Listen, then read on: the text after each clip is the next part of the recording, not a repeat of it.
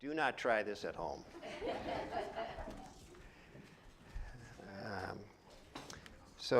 Good morning. This is the first week of the assembly, and it's August 4th on Thursday. And my title is The Second Coming at the Individual Level, A View from Within. My name is Gard Perry. And let's see, I think I'll start with, in my first talk earlier in the week, I proposed that the era of the Second Coming brings a new potential for human development and a new requirement. And that requirement one finds in Swedenborg's treatment of the verse, "Behold, I stand at the door and knock. If anyone hear my voice and open the door, I will come into him, come into that person, and sup with them, and they with me." And we find that the door and knocking signify the Lord's perpetual wish to unite with us and to communicate the blessedness of heaven. However, something, Swedenborg writes, is required: that we learn to love the neighbor as a way of life. For when we do, the door to the inner levels of the mind is opened. If we do not, the door remains shut. The Lord, who is perpetually present by his perpetual presence, gives us this ability.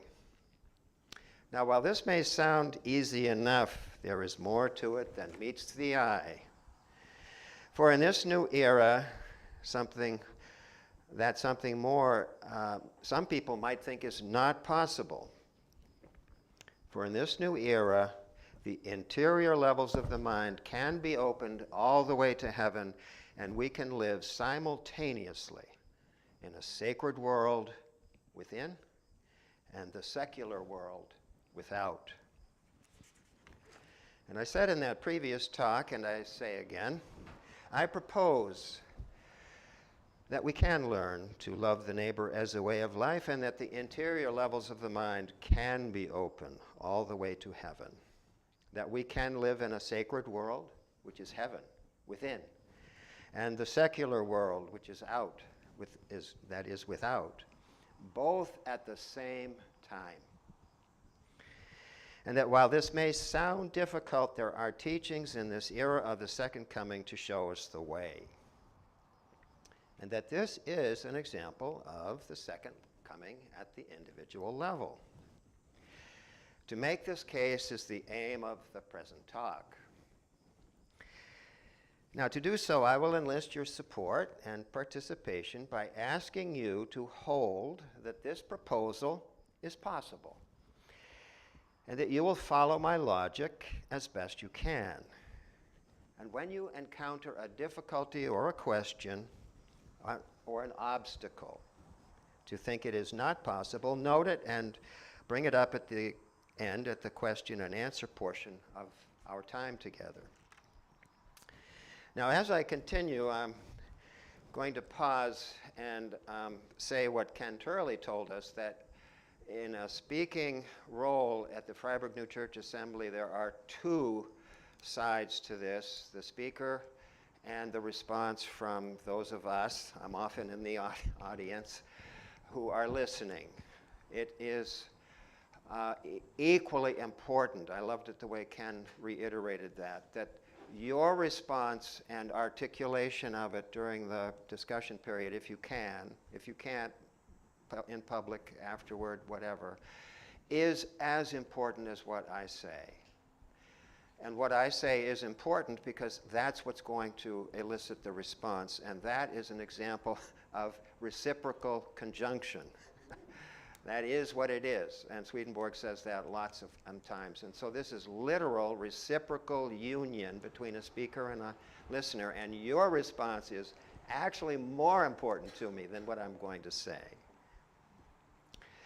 Now, I'm going further to reflect on Colgate's question during Roz's lovely lecture, where he said, what initiates that? He might have used the word trigger. initiation of the second coming in the individual, as Roz was describing. What triggers that? The new heaven and the new earth. And there was a good response there to reflect on our thoughts and motivations as a way of initiating that. In this talk, I'm going to be talking about love to the neighbor as the practice for doing that. It's the actual action of loving the neighbor. And I'll call that, in the phrase that you'll hear about that, is to love the neighbor as a way of life. That's the marriage of goodness and truth right there. So that's what will initiate what in Roz's talk was the new heaven and the new earth in me. And of course, by me, she meant in you, by which I mean it. It's simply modeling it. Now, I'm going to go further in that introduction. My conversations with Roz about this and her with me are such that Swedenborg writes in many different contexts. And one of the contexts in which he writes, and it may be from which Roz drew her talk, and we've talked about this, is a context in which the interior levels of the mind, which would be the new heaven, are not conscious. They're superconscious. That was in her talk. They're superconscious being not conscious. And that we're conscious of our conduct, thoughts, and feelings in the world as we are right now, today, in this moment. And that the superconscious, however, has the potency to influence and affect our external conduct in a way that is reflecting the new heaven and the new earth. And that is absolutely a context in which Swedenborg writes. Now, I have for you today another context in which that interior superconscious, I'm not using that nomenclature now. I'm simply calling it heaven, the innermost level of the mind. Swedenborg says it's in heaven. And I find a place where he writes, and that can be conscious. My aim in this talk is to make a case for that. And you are participating by finding out, I'm asking you to hold it as a possibility, but if you run into obstacles during the talk, raise them or support, however that goes. So about that requirement, to love the neighbor as a way of life. And I said, aha, there's not only something more than might appear to the eye, it might be more difficult than it sounds. Well, it turns out that there are not just one, but 3 degrees of love to the neighbor. There is to love the neighbor as oneself. There is to love the neighbor more than oneself. And there is to love the neighbor as the Lord loves us. The 2nd degree is more difficult than the first, and the 3rd more difficult than the 2nd. So what to do? I follow Swedenborg's text closely in this matter, for he tells us, 1, that one can progress through these 3 degrees of love, and 2, in my way of reading and presenting to you today, the inner levels of the mind can open. And we have teachings to help us. So now I simply am going to read a few of those teachings. This is, quote, the logic. Comes first from Heaven and Hell. There are 3 heavens: the inmost, intermediate, and outermost. The inmost heaven is where angels who love others as the Lord loves them. The intermediate heaven is where angels love others more than themselves. And the outermost heaven is where are those angels who love others as they love themselves. Divinity emanates from the Lord in this kind of pattern. Now, the very next section number is number 30, in Heaven and Hell. The human mind is in a similar pattern. There are inmost, intermediate, and outermost levels. Human beings have the ability to love others as the Lord loves them, as more than they love themselves and as they love themselves. This is because when human beings were created, the whole divine design was gathered into it, to the point that as to its structure, the mind of a human being can become a miniature heaven. And this from Last Judgment. The human mind that is in the human form of heaven grows into perfection as it gains more goodness and truth, leading to greater intelligence and wisdom. The reason the form of a human mind devoted to heavenly wisdom and intelligence is like the form of heaven is that a mind like this is in fact an image, a miniature image of heaven's form. Okay, that's pretty logical. I'm good so far. Hope you are. However, early in the Arcana, Swedenborg writes, few today, now this is Swedenborg's day, may be true today, but this is true for Swedenborg in his day. Few, if any, today know that we have inner levels of the mind and outer levels. And I was reminded by Randall's lovely question that the basic notion of Swedenborg's model of the mind is that there are two levels, external and internal. The reason there are three is because he tells us we need a level in between to connect the two. That's it. So it's external and internal is the basic. The third is simply a connector. That's the intermediate level.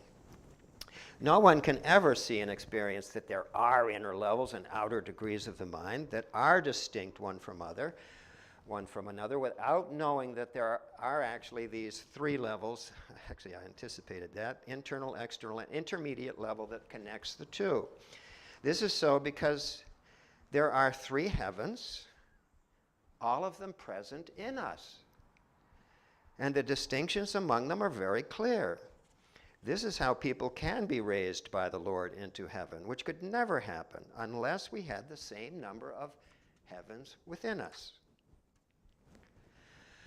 I realize, writes Swedenborg, that few will grasp this in his day. Actually, that's kind of tricky. I've had trouble. I realize, writes Swedenborg, that few will grasp this for the reason that generally people live on the surface of things and base their thinking on superficial things. This, we are told, is a problem, which Swedenborg expands throughout his writings. Okay, this is tricky. Which Swedenborg expands throughout his writings by saying something sort of familiar, as is this: what disunites the external mind from the internal mind is self-centered love and its desires. Also love in the world and its desires, but not so much as self-centered love. Okay, that's pretty clear. We've been hearing this for years. So that's dynamite. That's why this is difficult. Now, in case you haven't heard enough about that, I'm going to read from the Arcana right here, just in good old-fashioned Swedenborgianism. This matter is this is exactly this matter of self-love versus love to the neighbor as a way of life. This is section number 1717 in the Arcana, aka Secrets of Heaven. This matter is of such a nature that it cannot be set forth in a few words, though we are trying this morning. So what follows may be sufficient. The one who is in combat, interior trials, which we call temptations, and overcomes them, acquires for oneself more and more power over self-centered love and its desires, and over the diabolical crew, till at last they do not dare to tempt. The diabolical crew does not dare to tempt at all. Aha, hope. But as often as the victory is gained, so often does the Lord bring into correspondence, into order, the ability to love the neighbor as oneself, as a way of life from which the combat was first raised, because we do find that difficult sometimes. And so often as there is victory, as he calls it, our loves are purified. And so far as they are purified, the celestial things of love are insinuated into the external self, the external mind. And so as much as that happens, correspondence is effected. These are the things that are signified by the difficulty of loving the neighbor as oneself, as a way of life, and the requirement is to face the trials which that then brings into our daily experience. So there's our first clue in the proposal before you, and is that I do propose that the internal levels of the mind can be opened, and I'm hearing in that section number that Swedenborg is telling, yes, indeed they can. However, be warned that self-centered love will prevent that, and you won't even know it because you'll think that your interior thoughts are good and true, but they're probably not if we're self-centered. And yet there must be a form of trial. And I believe everyone in the room can relate to that and can bring some experience to bear. To enable a person to know what is implied in all this, writes Swedenborg, something can be said about order. Order, basically the fundamental design of heaven and the human mind, consists in the inmost level of the mind flowing into the intermediate level and adapting this to be of service to itself, and the intermediate level flowing into the outer level and to adapting this to be of service to itself. And now we're beginning to get to the good stuff. In 1940, section number of the Arcana, we find people who are truly human, by virtue of the inmost level of the mind being opened, is so because the door or entrance for the Lord, that is for love and wisdom, comes into us. The inmost level makes it possible for us to take into account the life situation of others. That's the opposite of self-centeredness, by the way. That's the reverse. We do both. Okay, self-centeredness is I'll just say it's normal. We are self-centered when we're getting ready to go to breakfast. Do I have everything? I'm self-centered. Did I forget anything? This is normal. But then if we're in line and we see someone who's hurting a little bit, or you want to be polite, and you say, I'll step aside, because now I'm taking what I see in that person and their point of view into account. That's the opposite of self-centered. That's taking others into account. That's the intermediate level of the mind is what does that. That's empathy. And then, so there's a shift to other-centeredness, a love of the other. Bingo. And what Swedenborg is telling us here is that in that process, and I'm suggesting that is a practice, that is the way that the interior levels are opened. And Swedenborg is telling us the mind is designed in such a way that the Lord flows into that with celestial love. So the inmost level of the mind makes it possible for us to take into account the life situation of others, to be sensitive to their needs. Then the outermost degree enables us to see the facial expressions, the body language, to convey what the other person is then saying and conveying. The actual flow from one level of the mind of the other depends on outer circumstances. I just gave an example of one. And the individual person's state. I gave an example of that. That's one of us getting ready to come down to breakfast. We're self-centered. Have I got everything ready? It's purple day. Do I have my purple shirt on? No, I don't. Oh, well, I wore the most clothes I could find. That's self-centered. And then we see this other person. That's the actual flow depends on the individual person's state. So if your eyes are open, that's your individual state to make room for the other. Okay, so far that is the logic of my argument, and I'm going to close my case for this argument that the interior levels of the mind can be open by bringing to you a section number 4154 from the Arcana, which I adapt by simply substituting love for the neighbor for the word good. It's doable. Good, love for the neighbor is good, so I'm substituting that. And here's what I read. Swedenborg writes, when it comes to loving the neighbor as a way of life, we can do so in external ways and internal ways. For the human mind has external and internal levels.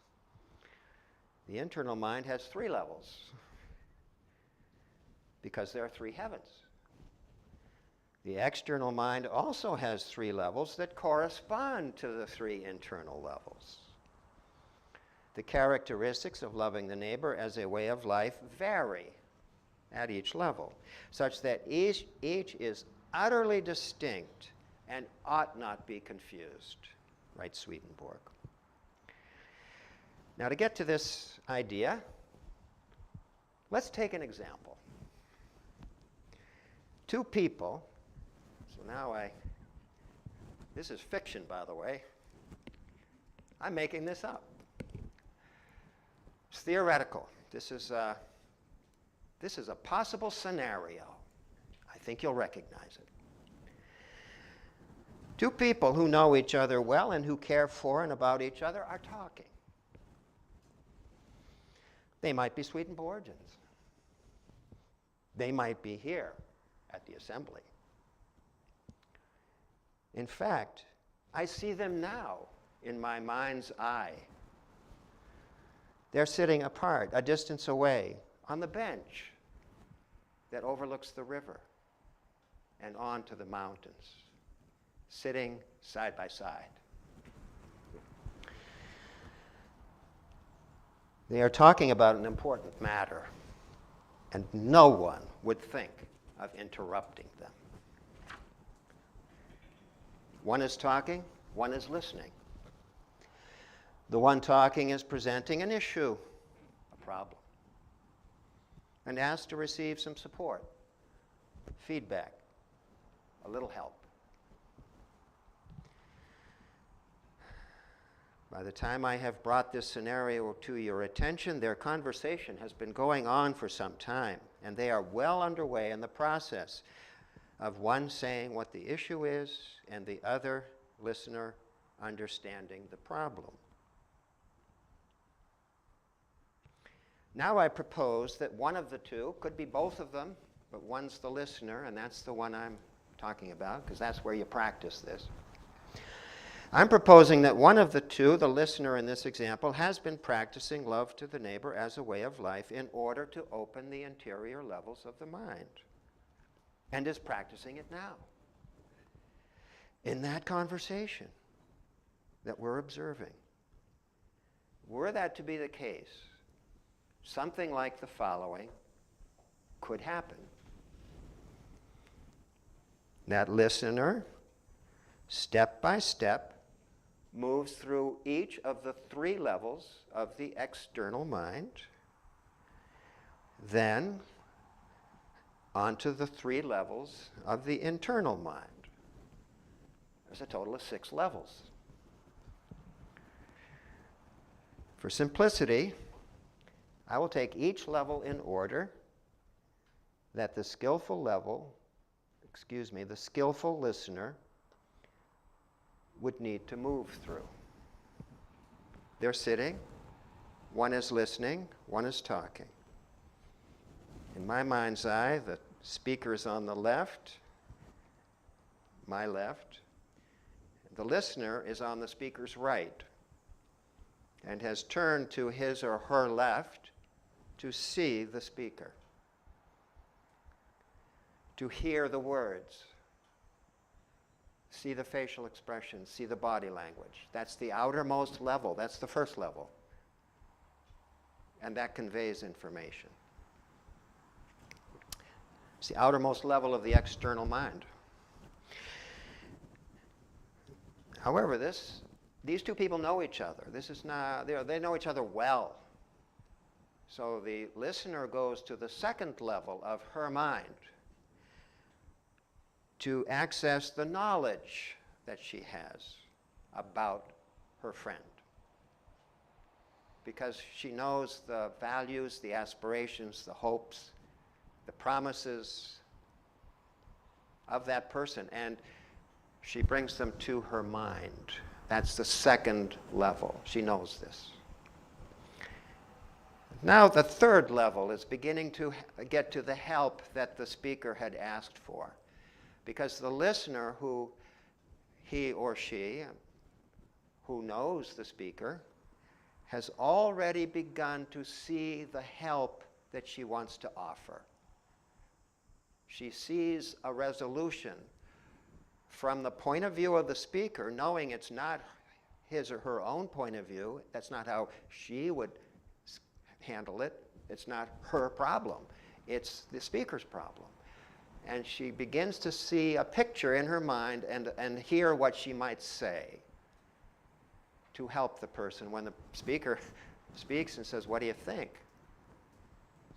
And the speaker in the external level of the mind would speak from the third level of the external mind. So far, so good.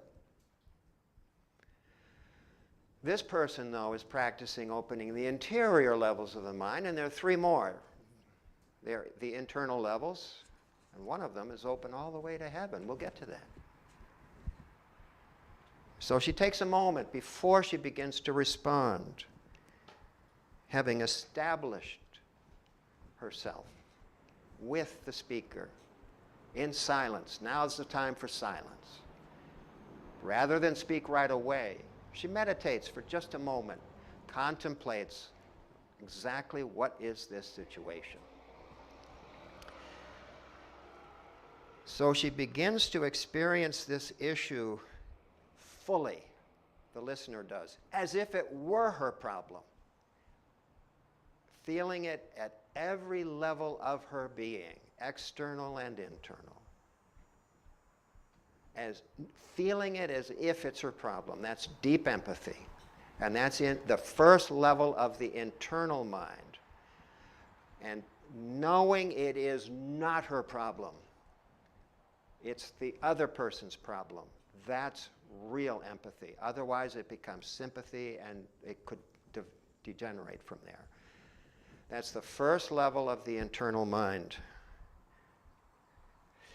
Now she goes to another level, wishing for her friend, as she does for herself, an aspiration, an encouragement of the deepening life of that person.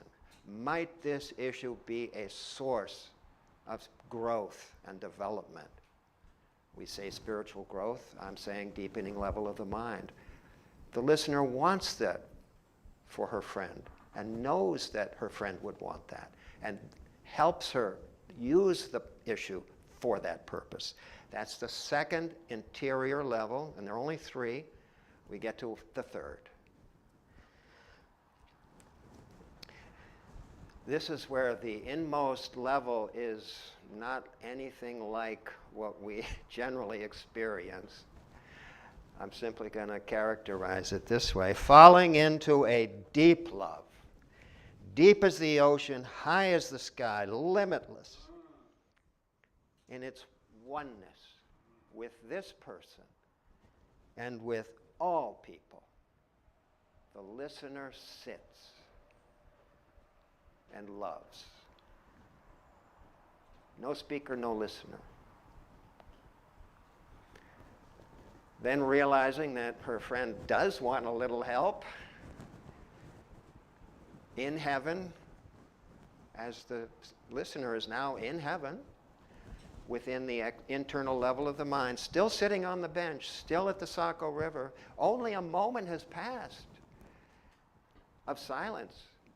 The speakers, what do you think? And the listener speaks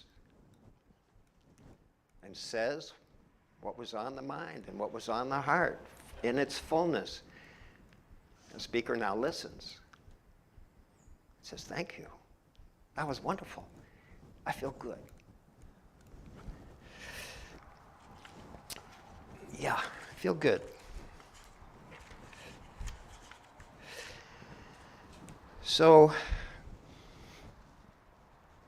in this morning's talk, I've presented a proposal, made a case for it. I've asked you to participate by holding in your mind its possibility. And I've found, for your benefit and mine, what it sounds like from Swedenborgian teachings. And by the way, these are unique. You don't find Swedenborgian ideas running around the world. They really are valuable. And I've tried to present a few of the gems. And so to close, I offer that it is possible in a certain context, as the example provides, a new kind of interior experience. That's one implication.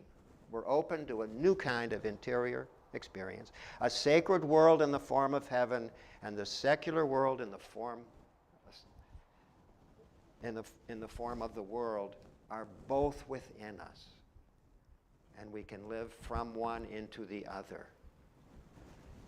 Yeah, contemplatively. And that this is a form of the second coming at the individual level.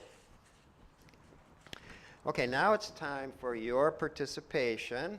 And I'd like to remind you, actually Susanna will stand in the back, and remind you that I've asked you to participate because it is true. Your response to this talk is more important to me than my having talked. So don't be shy. Good. I'm seeing three hands. So I've got Dean, I've got Randall, and I've got Colgate. So don't be shy. Thank you. I'm not shy. Go ahead. Is it time? I want to just say I follow this scientist from 340 years ago, Swedenborg. And he was a scientist. And I just have to say that many of the things you're talking about, the interiors and exteriors, are now emerging in science. And I just like to quote again, Robin Dunbar, evolutionary psychologist, traced proto-humans from 2 million years ago, had this little brain inside, and just dealt with stuff like this, eating. And then later on, a second brain came on top of that as a new evolution, and the brain pan got larger. And now, humans were walking around and beginning to work in small groups together, and then about 12,000 years ago, the brain pan got even bigger. 1,500 centimeters are in each of our heads. And this neocortex arrived, where we suddenly become conscious of ourselves, and also conscious of how those three levels are moving back and forth. Am I here? Am I worried? Do I need to be afraid of all these people? Or should we? I mean, the neocortex, to me, I believe the world is all there is. There's nothing else but the world. But we don't know the world. It's so mysterious. Thank you very much. So, Randall. Whoops, I'm mic'd. And it is not a talking stick, it's a microphone, so hold it about 2 inches from your face. Hi. Thank you, Gard. That was very informative, and I followed most of it. I just have one question. When you got the people on the bench, you said the first... Take the sanitizer to... Go Are ahead. you listening? No, I am now. Okay. No, I was distracted momentarily. The two people on the bench, when the listener Yeah. went to the first level, you called it empathy. No, I called it what? Empathy. No, the first outermost level? The internal level, he got to when he was listening. Oh, yes, that's a third level. It goes, No, okay, of ask the your- internal, Go ahead. you called it empathy. I wanted to know what you call the second level before you get to the third, which was heaven. Oh boy, you know, this is why this is confusing. There are 6 levels. Let me just go through each of them and then tell me when you get to the one that you're talking about. There are 3 levels in the external and 3 in the internal. So the external is the first one is seeing and hearing and sensory. Second one is knowledge of the values and the way the person likes to live, and knowing the person. That's the second. The third is for the listener to begin to see a solution in the world. So it's still external. Like the person has a relationship issue. Well, this is what you should say to that person. That's external, and it's the third level because it's now formulated a response. That's the normal conscious levels, and what we're proposing here is that there are 3 more interior to that. The first one is the ability to live. The listener now doesn't just offer a suggestion. Closes her eyes, takes a moment to imagine that problem is, I'm using her problem, could be his problem, okay? Not just thinking of a solution for that person, but taking the time to really feel, live into it as if it's my, oh yeah, I can really relate to that, as if it were my own. That's And you call that empathy. Yes, that is true empathy. And the key to empathy in this regard is it's called dual consciousness. Knowing the problem as if it's mine is my problem now. It's even though it's imaginary. It's not a real problem. But thinking it is the first level. Simultaneously knowing it is not my problem. No, it's her problem. It's his problem. That's critical to empathy. Otherwise, it devolves into an external suggestion without clarity. And then there are 2 more internal to that. Thank you for that question. So I need the next. Okay, so the next one goes to the level of aspiration. Now we're at a spiritual, interior level it's no longer earthbound. This is heaven-bound. The first of the internal levels, the one I just mentioned, is the platform. That's the establishment of it. That's in both worlds.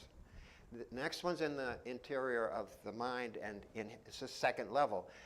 Loving the other more than oneself is to wish for the other an aspiration that this issue become the key to her next stage of development. That's spiritual. And the third one is what's called the ground of being in philosophy. Being itself. Swedenborg, it's love and wisdom. And in this model, it's heaven. Universal love. Thank you. Okay, great. Colgate is next. I'm having trouble with initiating things today, so the 2 people on the bench. Oh, and, good. I want to go back to I love them. because I'm always at the starting point. The person who's listening, right, Right. has to completely forget themselves. Mm-hmm. And the unfortunate thing is we don't do that. But if that person forgets themselves, does the eye contact, does the body language, the whole being is focused on the other person, that triggers in the other person an articulateness about what the problem is. Yes.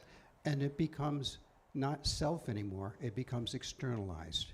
Yes. And so what I found is, and it's very rare that you shut yourself out enough to get the other person to be that clear, in the articulating to someone else who's listening, which means it has to lose a little bit of the internal mess in your head. It has to be clear.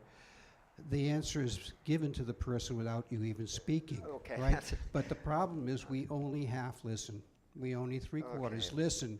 All So the answers that we give are not as sincere or as clear. So it's, again, how do you put yourself in a position that you, like the first question I asked earlier, how do you get started? How do you somehow initiate something that can build. And that's that case. So these are observations from teaching years and years and failing.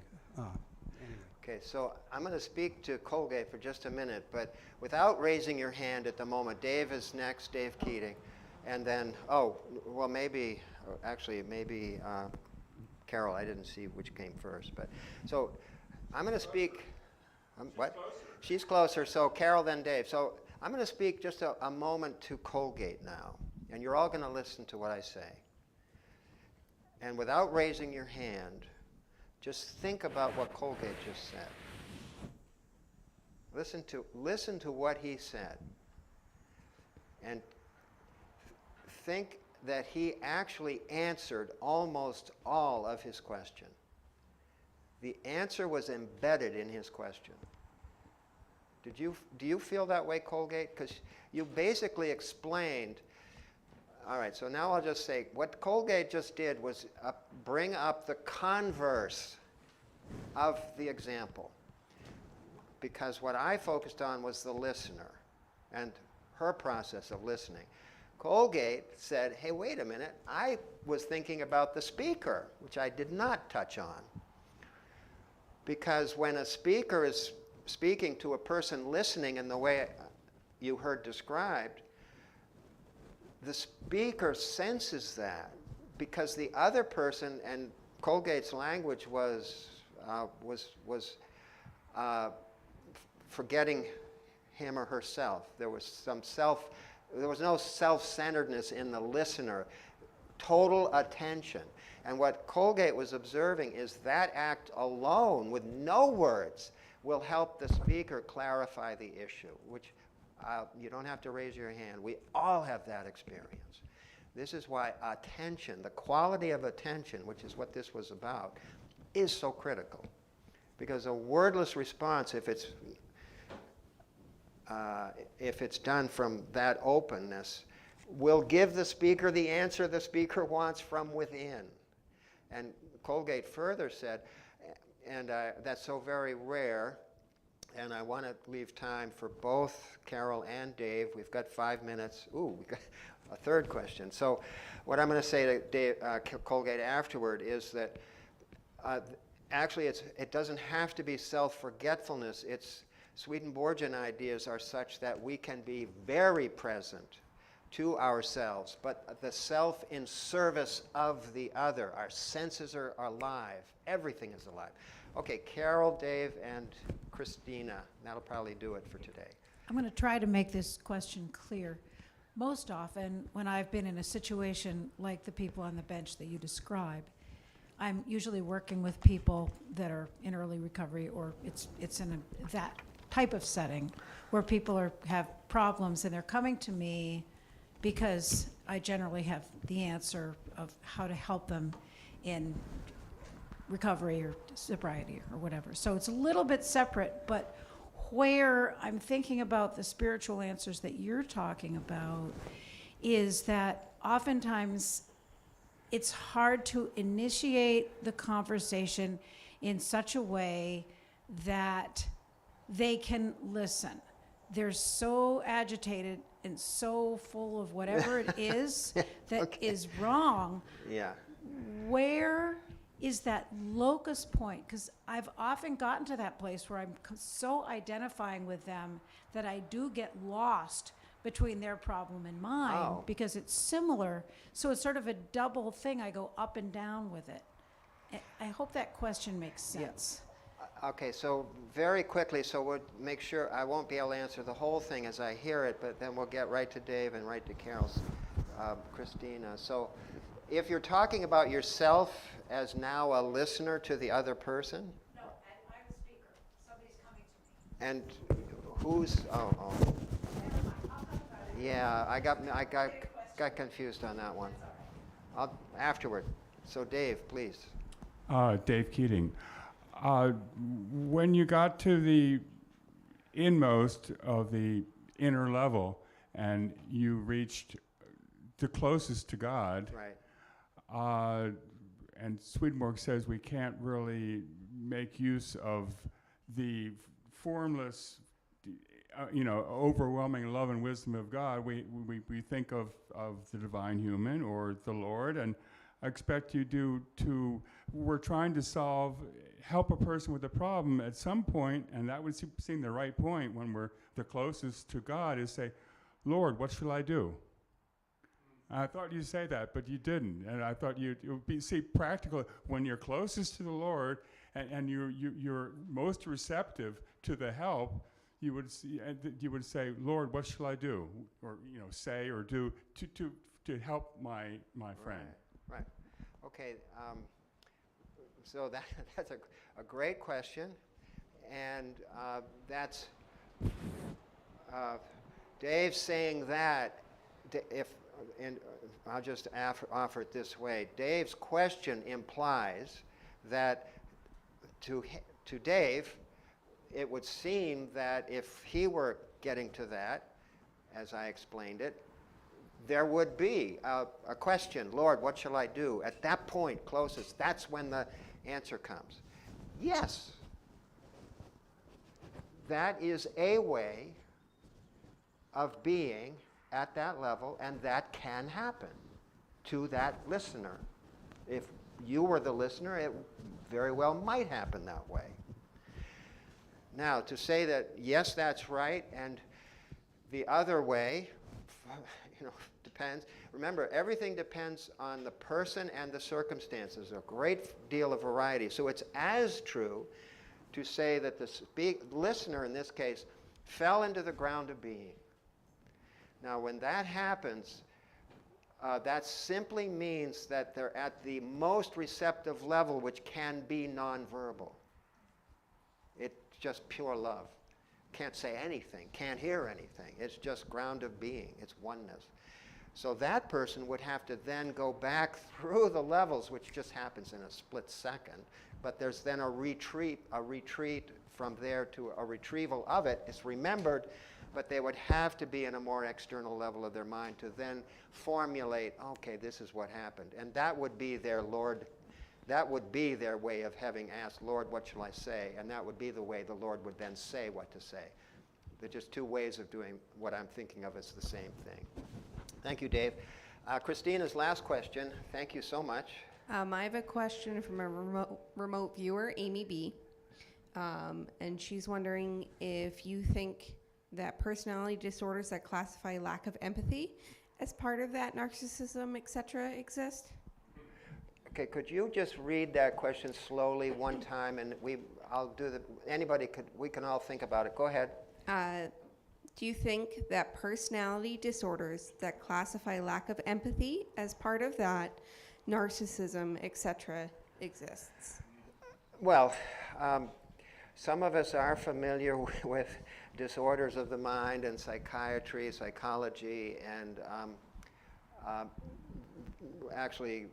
mental illness. There's psychosis, and there are personality disorders, and narcissism is one of them. Personality, borderline personality is another one, and narcissism looks an awful lot like extreme self-centeredness. But the difference between a person who has a personality disorder is that due to the conditions of their mental state, they do not have the freedom, at least at that time, to change that. They need therapy. And that's a different thing than what we're talking about. But they're similar. So listen, thank you so very, very much. Thank you, Gard. There will be discussion group in this room at 11. Please come back and discuss